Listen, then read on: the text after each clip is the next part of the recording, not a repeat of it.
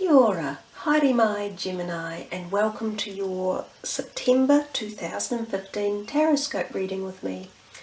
I hope you guys have had a chance to look at the overall video I did on astrology for September, because it outlines a few of the major issues astrologically that are occurring in that month. It would appear to be quite an active month, and many people might be affected one way or another.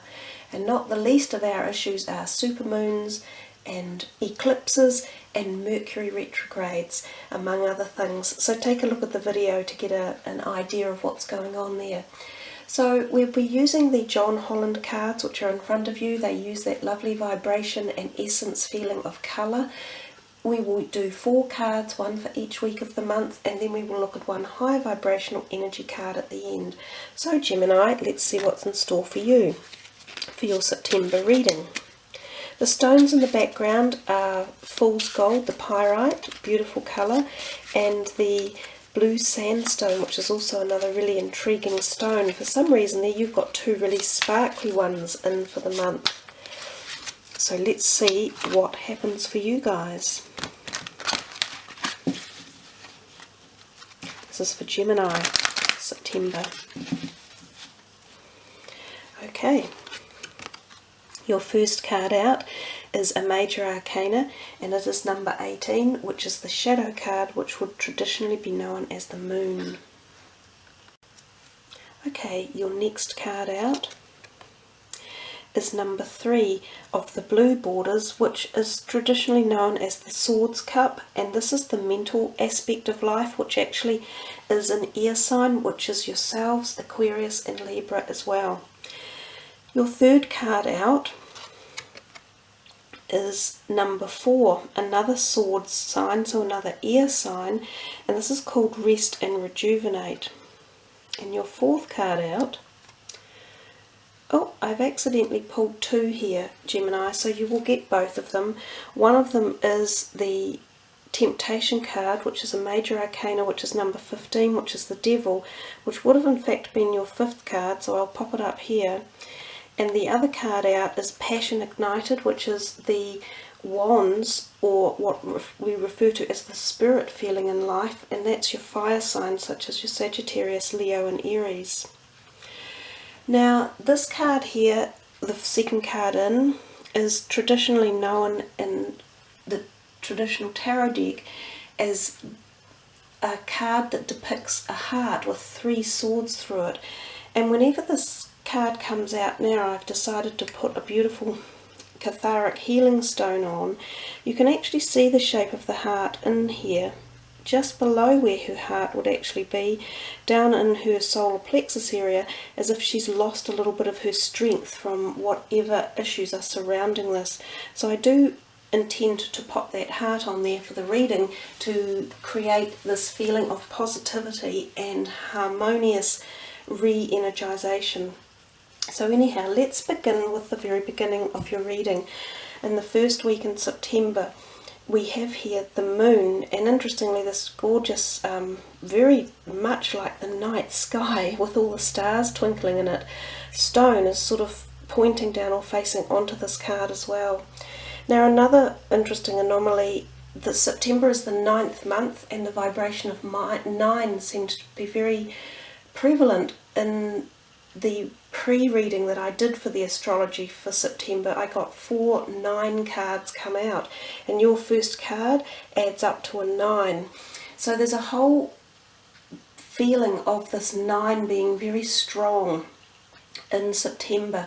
9s are about endings, they're about endings of cycles, beginning new ones. They're about karmic energies in particular. They're about humanitarianism as well. So ejecting or projecting rather some of your energy out into your society and feeling compassion towards that and getting involved in one way or another something about humanitarian rights. So there could be a lot of that feeling around the globe in September as well. The shadow card, traditionally we would call it the moon card, and we think of that as being feminine energies in one way, and so sometimes female cycles can be heightened or altered or have particular emotional energetic awareness around them at this time. Now eclipses, which the first eclipse happens about here in the month and the second eclipse happens about here. Eclipses are well known to alter our patterns and our moods and our thoughts, directions in life, and this can have an effect for 3 to 6 months or even years for some people. So it doesn't surprise me that the shadow card has turned up an awful lot in this reading.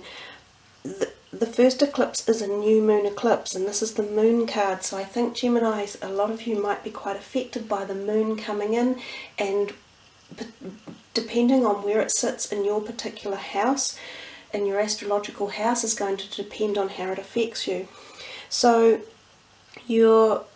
it's also about shadow energies, things being done at night, being done under the cover of things.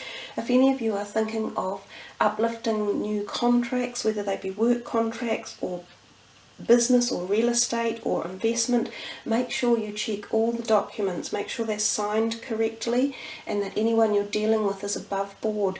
Don't give any of your personal information out unless you have to, because it might be used in the wrong way, and that includes all of your internet activities, for even things like your Snapchat, the pictures you post online. Think twice about it, because once it's out there, it can be out there forever and you can't retract it back.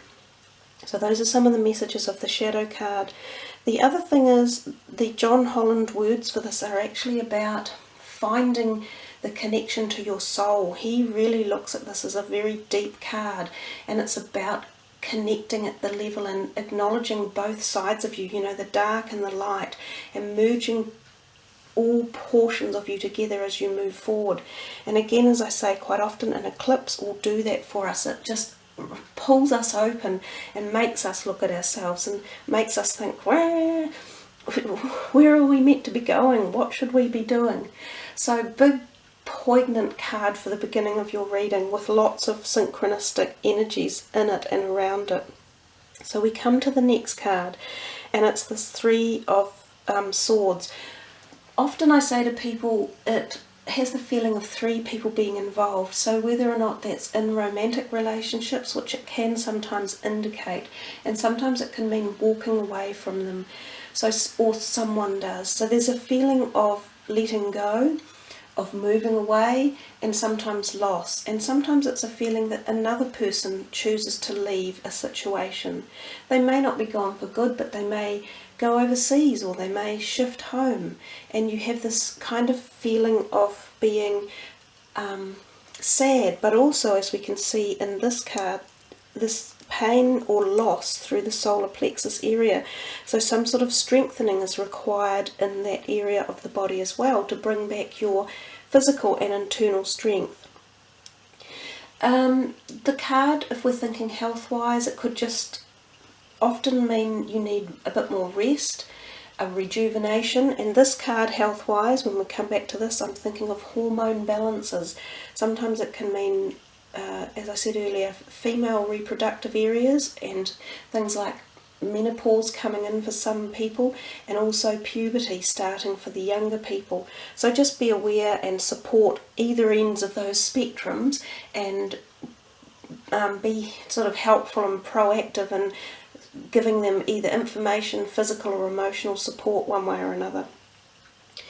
Coming back to the Three of Swords, take a bit of time to rest and try not to let your emotions make the most of you, and also use your words and your thoughts carefully. Project positive thoughts and positive words into any situation that comes along. Know that healing is always the next stage of any pain. We come to here 4 in the 3rd week. Again, this second eclipse is around about now, and we see here rest and rejuvenate. It's similar energy. It's just moved itself one on from this card, so you're starting to feel the new growth again coming in, the greenery, that spark of life coming back. But I think this reading is definitely telling us that you guys need to just take a bit of time out and rest, whether or not that's a retreat, which it can be, feeling as though you could take some time off from pressures that might be around you, whether they're work pressures or family commitments or relationship commitments. go in a bit and spend a bit of time with your own needs. So think of yourself and make sure you are eating and resting and enjoying life at that level. Sometimes this card can literally mean going away with a person on a retreat, and it can be actually quite a special, close, connecting time. So that's the positives of that card. It also can mean fertility, and in essence so can this card. So there is the propensity for some fertility around for Geminis in this month of September. And when I say fertility, perhaps I need to expand on that and say fertility includes all thoughts of newness. So the prospects of new thoughts coming in, new creations in your life, whether they're ideas around work or your future and the direction that you're going in. This fourth card over here, I'll move it in a bit, passion ignited. This would be the Ace of Wands. And it's a beautiful card. So all the aces mean new beginnings. So we see this here. We've got this feeling of letting go of something from the past and moving forward as the month rolls on. So you've definitely got some moving forward coming. And this passion ignited, again, it can be around career and thoughts and ideas and creativity and that spark of desire in life. And yes, it can be desire for relationships as well.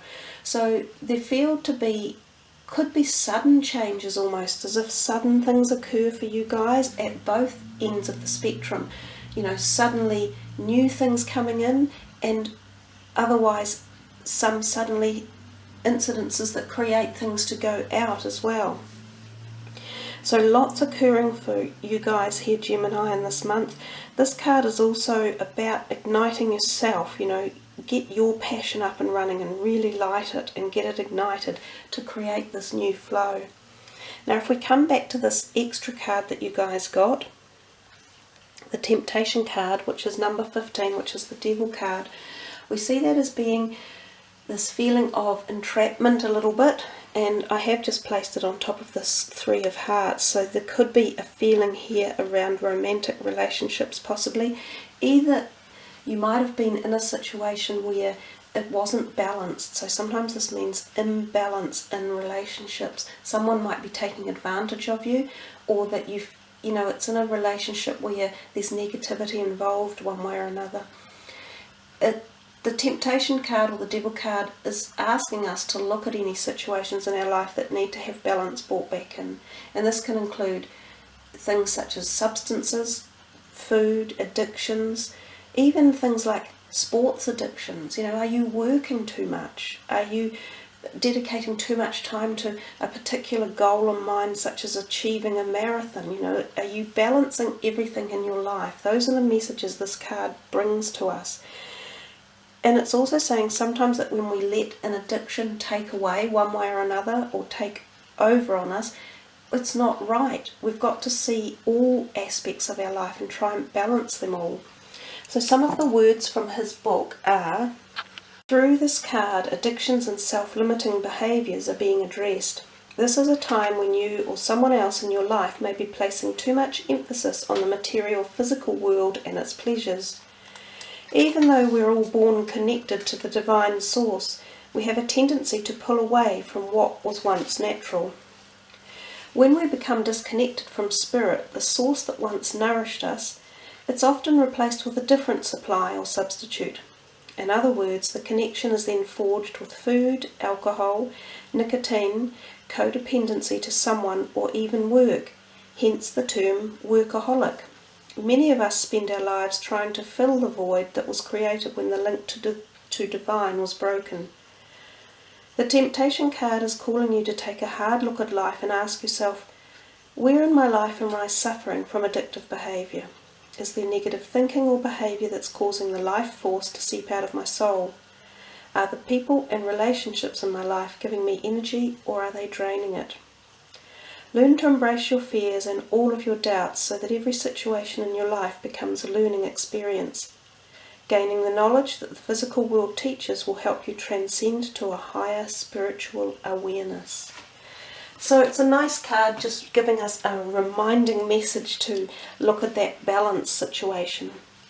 So guys, not a nice reading for you there, Gemini. Lots going on, plenty to think about, few things to act on. Let's take a look at the white light cards and we'll see what comes out for you for your final message for September 2015. Okay.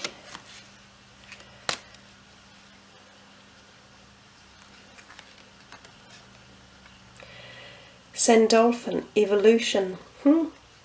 And we just talked about that with the last card. And I think that does help when you are going through, as we said earlier, if there is any pain or feeling of loss in the month, at whatever level, know that it's always in a cycle, and cycles are about the evolution of our lives while we're here, and it's about that connecting process, and each step you take is a step forward on your evolutionary cycle. We don't live in the past and we don't live in the future, we live in the now, but we are always journeying on our future of evolution.